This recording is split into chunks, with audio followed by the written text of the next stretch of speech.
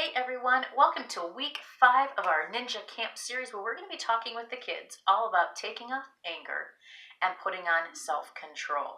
Now, I know you are probably checking out the background of this video and wondering if you were in my room, and the short answer to that is yes, but I promise in just a second it will make very clear sense why I have you in my bedroom tonight. So, as I was preparing my heart this week for this video and for the lesson and to really just meet with the kids, I was looking up some verses about anger, since that's what we're teaching the kids to take off, right? And one verse in particular caught my eye, and that's Ephesians 4:26. And in that verse, we are told that in our anger, do not sin. And I know that the reason this verse caught my eye is because, as many of you know, I have 2 middle schoolers and a high schooler. And so life isn't always easy and pleasant and peaches and cream in the Hearst house. It's just not, if I'm being completely real, right? I homeschool, so the kids and I spend a lot of time together. And so what that means is I'm typically the front runner who gets to deal with all the issues because Chris is at work. Well, this week in particular, Hayden was having a really rough time with being distracted by his technology. And when I took that technology away, he became, upset with me. Not a bad upset, but enough where he was definitely voicing his frustration with me. And so trying to have a conversation with it, I could immediately tell that he was super emotional. His anger was starting to rise, and then I noticed that, man, I could feel my anger was starting to rise. We were trying to have this conversation. It was kind of like we were both just stepping into a boxing ring. I was going and he was going. And though we weren't yelling and nobody was yelling or screaming, voices weren't being raised, you could still sense that anger. And I remember saying to Hayden, listen, hand over your devices, hand over your book. I'm going to go in my room and I'm going to sit down for a minute and I'm going to pray.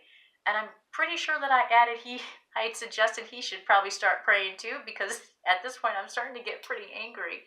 And but this is why I brought you in my room, because I want you to see, before that anger that I was starting to feel could turn into sin, before something came out of my mouth or an action or behavior or a thought that could be sin, I knew I needed to remove myself from the situation. And yeah, this is typically where I go. I can close my doors, I can just sit, I can gather my thoughts, I can be mad for a minute, but I can ask God to kind of bring that peace over my heart, give me a clear direction on, on what direction to take with Hayden or with any of the kids or any problem that it might be.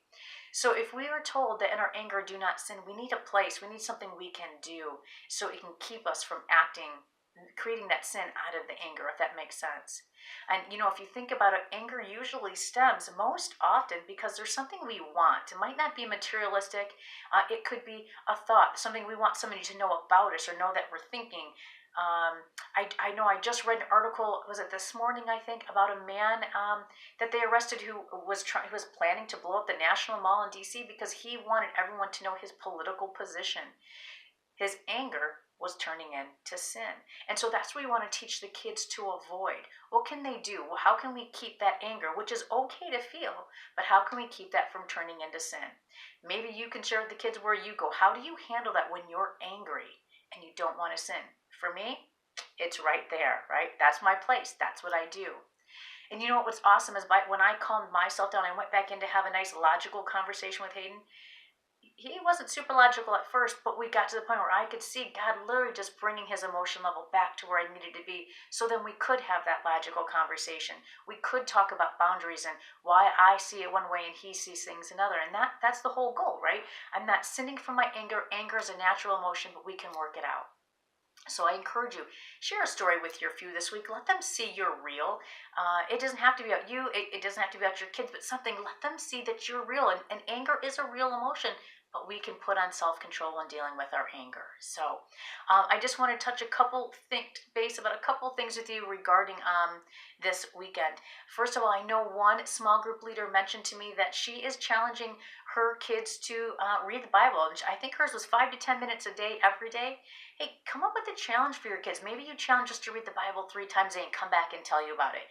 Maybe you're going to challenge them to tell you a way that they use self-control instead of letting their anger get the best of them this week. Give them something so they can, bring it back to you. Let the parents know you're encouraging their kids to do that. So I highly, highly, highly push you to set a challenge for your kids, an action step, if you will. Another thing, feedback on lessons. I typically in the past had always written our lessons that we have, and this year I decided to step down from that role so I could use my time for other things. And as a result, I don't really get a lot of feedback on what you think about the lessons, and that's super important to me. You guys are the ones in there in the trenches using them. I really want to know, do you think they're effective? Are they too kiddish for the older kids? Is it too deep, too intangible for the young ones? That's the kind of things I'm looking for, and I really value your opinion. So please take a minute to share that with me, either in person or shoot me an email or a text. I would really, really appreciate that. So, two more things.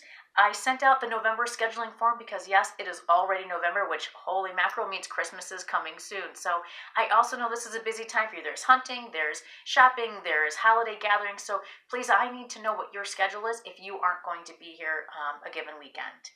And then one more plea for help. I really need two MCs. I shouldn't say I do. Our team needs two MCs, one for Saturday nights and then one for Sunday second service. John is going to be leaving us for a little bit soon when him and Jessica prepare to welcome their new little one, which we can't wait to meet. But I want to be prepared and try to get somebody who can start shadowing with him now, and that way it can be a nice seamless transition. So would you think about if there's anybody who comes to mind, somebody who's high energy, somebody who's fun, and they really only need to be there like the first 20 minutes of the group, because after that we get into small groups. So see who God might lay on your heart, and definitely be praying about it and let me know. So until then, thanks for joining me in a really weird place in my house this week, and I'll see you all this weekend. Have a great day.